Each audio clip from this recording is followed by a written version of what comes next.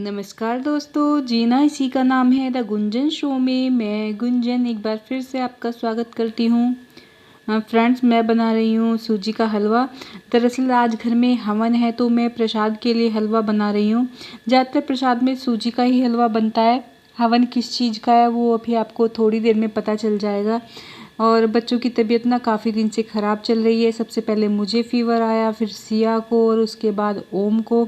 और ओम की तबीयत तो अभी काफ़ी ख़राब है, रात भर जगा रहता है, काफ़ी पेन उसको होता है।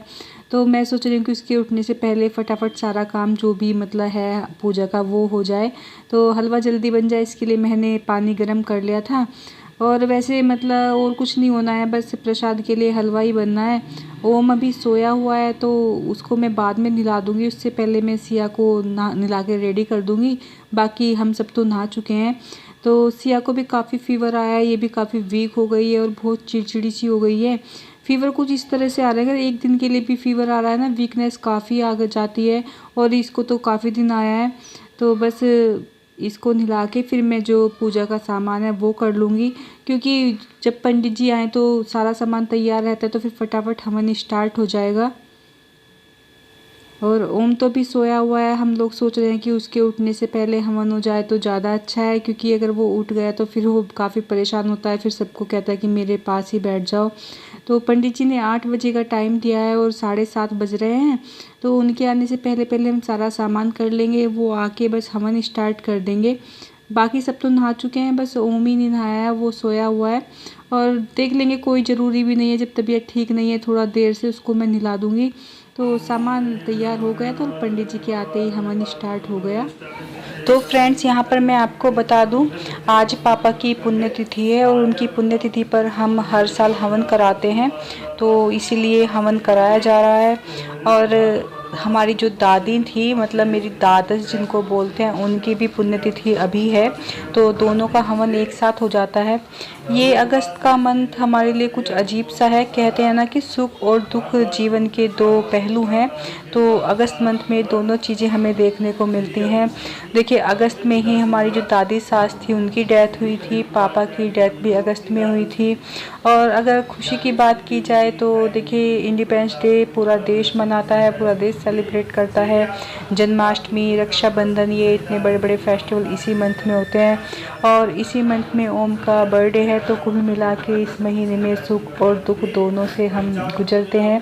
तो ये भी एक मतलब जीवन की सच्चाई है कि सुख के बाद दुख और दुख के बाद सुख आते ही रहते हैं। तो फ्रेंड्स, बस इसी तरह से हम हर साल हवन कराते हैं। और ओम भी सोकर उठ गया था, लग रहा है थोड़ा उसको फिर से सिर में पेन हो रहा है। तो थोड़ी देर हवन में बैठने के बाद उसको बोल दिया था कि जाओ बेटा अंदर जाके आराम करो, क्योंकि गर्मी से भी हो जाता है, काफ़ी गर्मी हो रही है। ये महीना थोड़ा ऐसे ही रहता है मौसम के हिसाब से।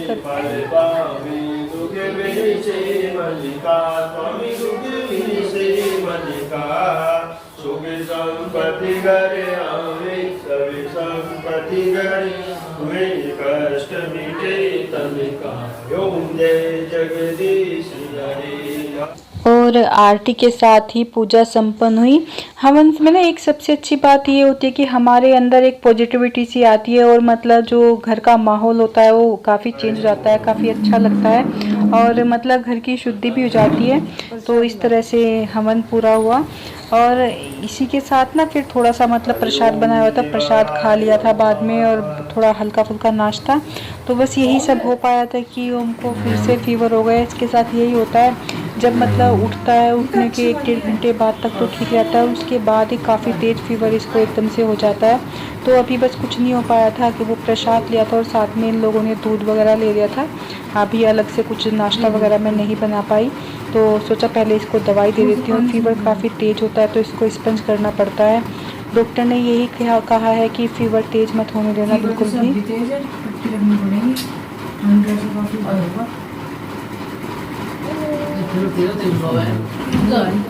पट्टी करनी पड़ेगी। एक बार में लगाने से थर्मामीटर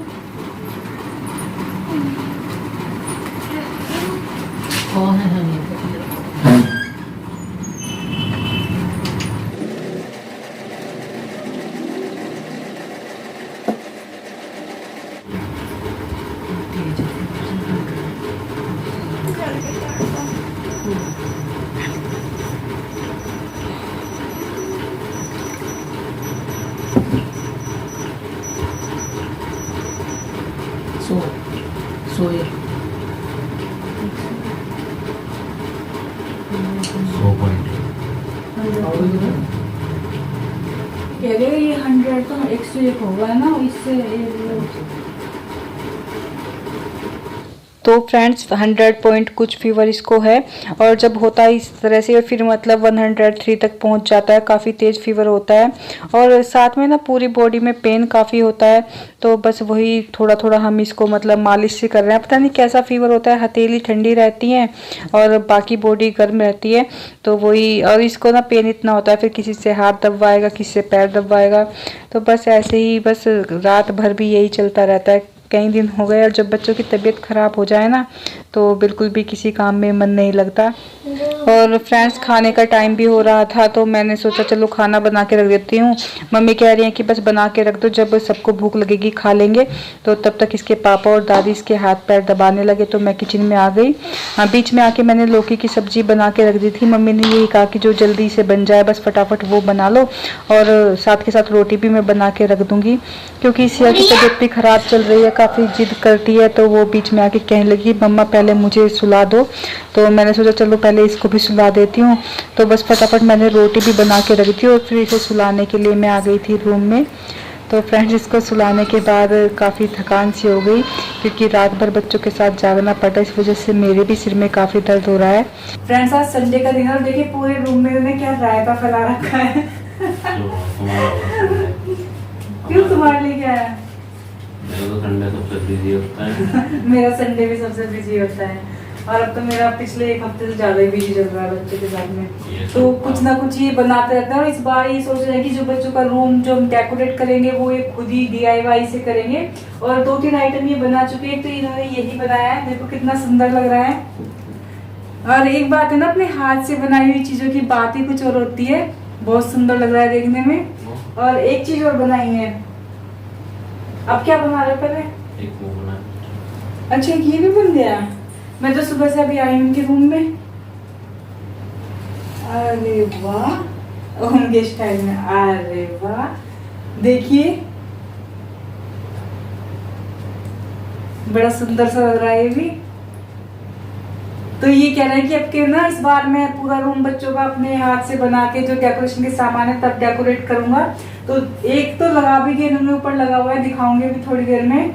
और दोनों बच्चों की तबीयत काफी खराब चल रही है। सिया को आराम लगा था, ओम की तबीयत काफी खराब है। ओम को ना फीवर बहुत ज्यादा तेज हो रहा है। इस टाइम दोनों बच्चे सोए हुए हैं, तो मैं आ गई इनके पास देखने के लिए आखिर ये कर क्या रहे हैं। काफी टाइम हो गए करते हुए।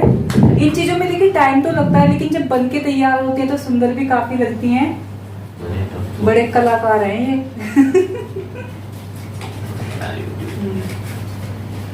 अगर आपको भी अपने रूम के लिए बनवाना है तो ऑर्डर दे सकते हैं। क्यों? वो दिखा नहीं, वो नहीं दिखाया, अभी उसे भी दिखाऊंगी।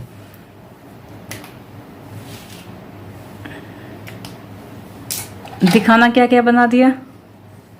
हो गया तो फाइनल बोला। ये वाला भी हो गया। चलो सामने से, हमें तो अच्छा लग रहा है। वाह, डोल के बाल कितने अच्छे लग रहे हैं। अच्छा तुमने जो मतलब 1 ऐसे फिंगर करके किया है, अच्छा तो लग रहा है। अच्छा लगा।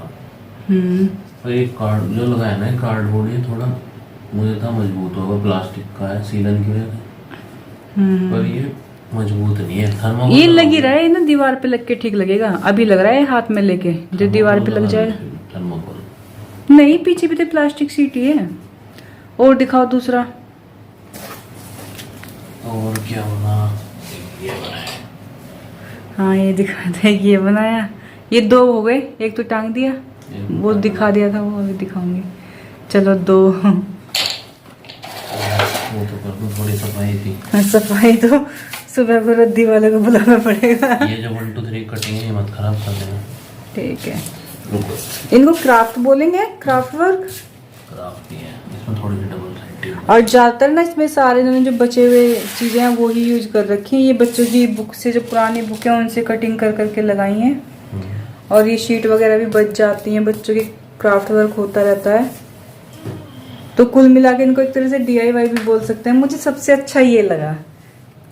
बेड पे रखा ना तो फैन की उससे हवा से हिले जा रहा था, काफी अच्छा लग रहा थोड़ा था। हवा थे ना कि हाँ हवा से हिल दब रहा था गई। ना।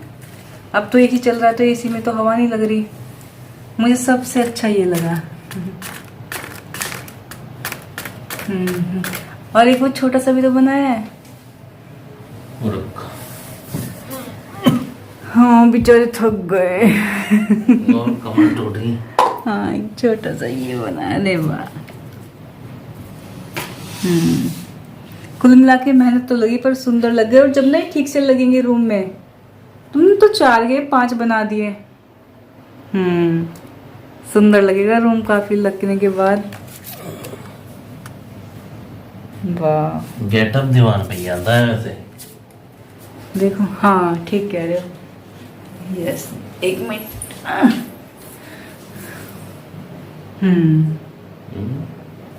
हाँ तो वाइट दीवार इसीलिए तो कराई है हमने। वाइट पे अलग ही दिखता है। हाँ अब जैसे मान लो ये तो वो भी तो लगा हुआ है, ऊपर वो लगा हुआ है। और ये देखो ना अभिषेक, इसके पास ही में लगेगा ना, जब जगह लगाना है थोड़ा इसके पास को ही लेके आना ऐसे। कील लगानी पड़ेगी। हाँ हाँ देखो अब वाह, अब सुंदर लग रहा है। एक किसी और कलर का बनाना है ना। देखते रहो। बड़ा मैं ताजमहल कह रही हूँ अपने लिए बच्चों की। तुमने तो कहा था कि बच्चों का रूम मैं करूंगा। ताजमहल भी शाहजहां खुद नहीं बनाया था, लगा दिए थे आदमी, हाथ और काट दिए थे फिर। चलो ये तो ऐसे ही है, अपने टेबल पे रख लो। अभी तो फैला पड़ा है सारा। चलो बाद में करके ना पूरा रूम तब दिखाऊंगी। मुझे पता नहीं कि ये अच्छा लग रहा है बहुत। ये तो मेरे लिए मैं भी तो बच्ची हूँ किसी की। ये मत खर्च करने, इसका मेरे को वो बनाना है कैटरपिलर वाला पेन स्टैंड। और भी क्या बताना है। कैटरपिलर वाला पेन स्टैंड। हाँ चलो तो आप देखा नेट पे, अच्छा लग रहा था देखने में। एक ये हो गए। ये भी अच्छा है ये तो लेकिन सर तो दर्द के मारे बिल्कुल फटा जा रहा है। एक ना रात में नींद नहीं पूरी हो पा रही है, कभी इसके पास कभी उसके पास। और वो तो मम्मी को तो बिल्कुल लिए ही बैठा है, वो एकदम वही की सिर में दर्द हो रहा है तो सिर दबाया जा रहा है। और डॉक्टर कह रही है कि इतना तेज फीवर होना ठीक नहीं है तो स्पंज करते रहो इसको। तो बस वो भी सो गया थोड़ी देर के लिए, पर पता नहीं कितनी देर में वो उठ जाएगा। और फ्रेंड्स मैं भी सोच रही हूँ थोड़ा रेस्ट कर लूँ, क्योंकि आज ना सुबह से फिर खाना लेट ही हुआ है, नाश्ता भी नहीं हुआ, तो शायद खाली पेट की वजह से मुझे गैस बन गई। और बच्चों के उठते के साथ तो फिर से स्टार्ट हो जाना है, तो थोड़ा रेस्ट कर लेती हूँ पहले। उससे पहले मैं करना चाहूंगी इस ब्लॉग का यहीं पर एंड। तो फिर जल्दी ही मिलेंगे नेक्स्ट ब्लॉग में, तब तक के लिए व्यस्त रहें, मस्त रहें। Take care, bye bye. Take care, bye bye.